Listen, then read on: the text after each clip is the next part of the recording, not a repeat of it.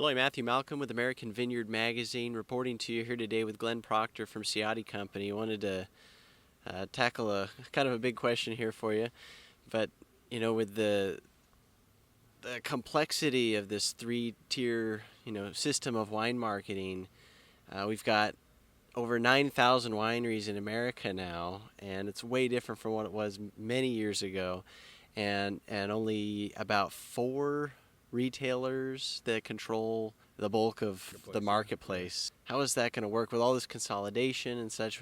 What's going on?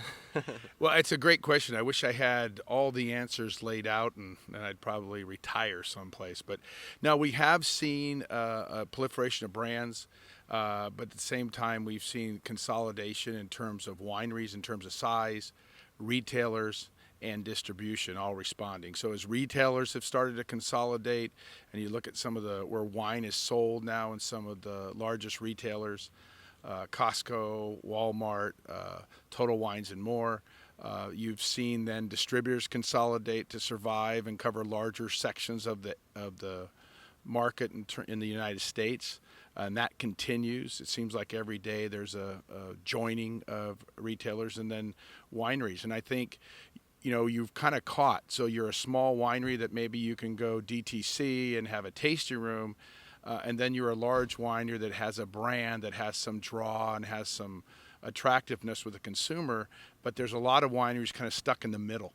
And they're hard to get representation in the three-tier system because of the consolidation, and maybe they don't have the brand value or the DTC type of business. So I think that's going to continue to drive potentially even more consolidation as we go forward. And when we look at just some of the recent transactions we're hearing about in the industry, I think a lot of that's predicated or will lead to because of what's happened at the distribution channel level, that they'll have a stronger relationship as a wine company and some of these larger wine companies with that distributor and be able to drive products to the consumer through that channel. And it's a little bit like we saw in the beer industry, where there used to be many brands many years ago, and that's really funneled down to a few producers. That's potentially what we could see going on now as we look at the marketplace. Yeah, and what, for these middle of the line wineries that are trying to get their foot in the door for these retailers, what would be your advice to them?